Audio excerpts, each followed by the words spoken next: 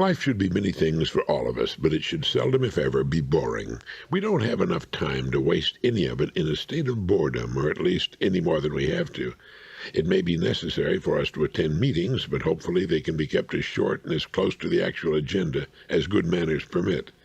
Even meetings can be made more interesting with a bit of preparation and originality. Remember the comment, the American people can become anything they decide to become. The trouble is, they seldom make that decision.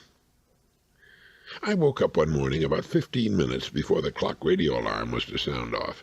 A great experience to just lie back and luxuriate when there popped into my mind the thought that life is its own reward.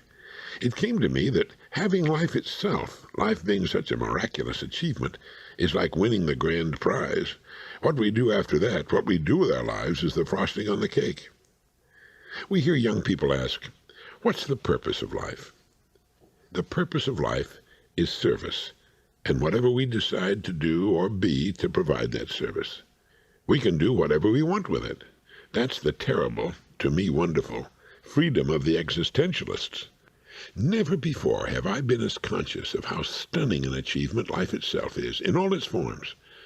Perhaps that was how the great Dr. Albert Schweitzer felt about life, and why he was so reverent about it in all its multifarious forms. We're so lucky to actually experience life. To be given the opportunity to do something worthwhile for others is our way of earning our way here, just as they spend their days serving us in so many ways.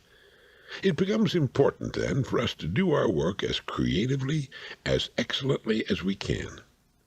And to think of new and better ways to do those things it has been given us to do so that we can maximize our input during the time we spend working. I remember reading something about what an ongoing education will do for us, that it teaches us to love what doesn't cost much, to love the sunrise and the sunset and the beating of the rain on roof and windows, or the gentle fall of snow on a winter day. And it went on to say that a good education teaches us to love life for its own sake. And that's what I'd realized that morning when I woke up before the alarm sounded. Being alive, just being alive, makes us winners. From then on, anything we want to add to the achievement is up to us. It needn't be a lot in the eyes of the world, but we can find our place in the scheme of things and do our thing, make our contribution, whatever it happens to be. One morning recently, Diana and I were in Hawaii. It was 5 o'clock and still pitch dark, but the sky was clear and filled with stars. We put on our bathing suits and walked out into the water until it was up to our shoulders. And we put our arms around each other and drank in the clean, warm breeze and luxuriated in the sea, now warm to our bodies. And as we watched, the sky in the east grew softly lighter until the great craggy old volcanic mountains were clearly outlined against the early morning sky. What a joy it was. What a joy it is, just to be alive. Now let me conclude with that great advice from Henry Thoreau.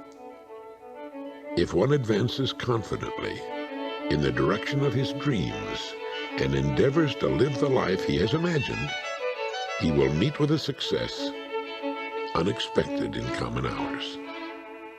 Thank you.